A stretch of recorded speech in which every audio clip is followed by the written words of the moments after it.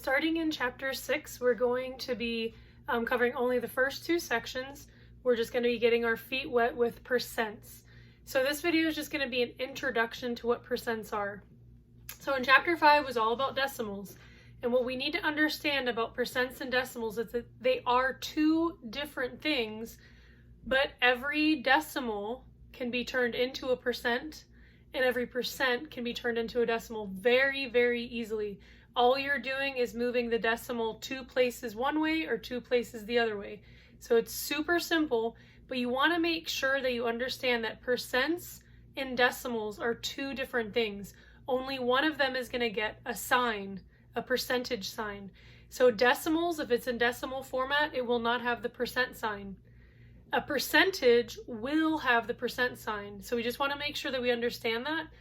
Because when we're converting back and forth, we want to make sure that not only do we understand that percents and decimals are two different things, but in section 6.2, when we start doing little word problems and it asks us for a percent and not a decimal, we have to kind of remember to turn our answer into the percent at the end.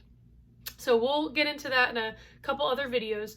But again, just an introduction, getting our feet wet and making sure we understand a couple basic problems, and then understanding how to turn a decimal and a percent into one another. All right, so the first thing that we're going to look at is if we have this problem, there's 71 out of 100. So there's 100 students in this classroom, and 71 of them are nursing students. So what's the percent of nursing students in that classroom? Well, this is pretty easy. If 71 out of 100, we know that that would just equal 71%.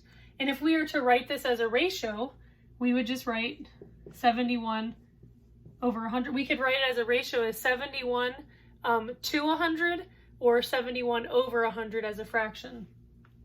So I'll put this in ratio format too. So these are the different ways that we can write this number or this problem if there's 71 out of 100. So when we're dealing with percents, we're always working out of 100%. What does 100% look like as a decimal? So that is where we understand the concept of moving our decimal back and forth. So 100%, make sure this is not in the line, okay, 100% written as a decimal is going to be 1.00. So you can kind of see where the decimal is going to be moving back and forth. So that's the conversion rate that you want to remember. 100% equals 1.00. That's the decimal conversion for that. So here we have a couple percents and a couple decimals, and we're going to go back and forth between the two and see if we can get them figured out. So if you're starting with a decimal, you come up here to our little conversion. To get this 1 to equal 100, what did we have to do with the decimal? We had to move it over 1, 2. We had to move it 2 to the right.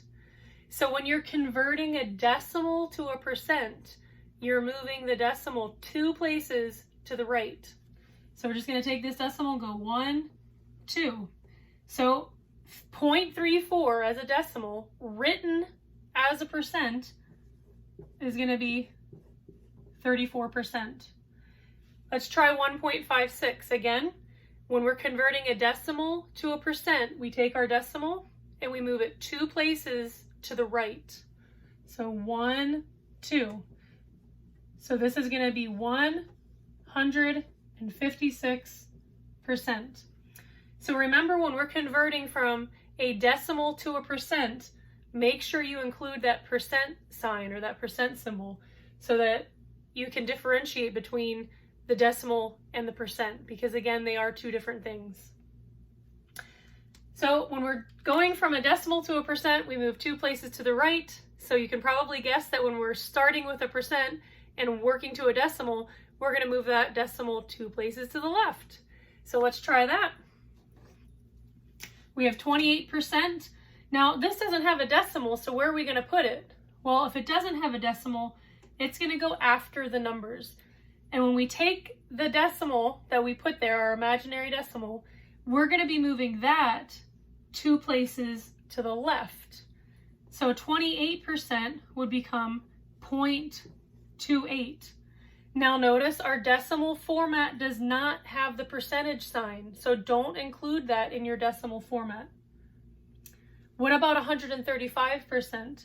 Again, this doesn't have a decimal included in it, so we're going to go put one behind the numbers after all the numbers, and then just bring it over 2 places. So remember, we're only moving 2 places, to the right or to the left, depending on which conversion we're making.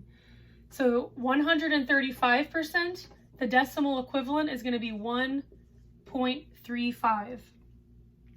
So again, let's just make sure we recap. When we're converting from a decimal to a percent, we move the decimal 2 places to the right.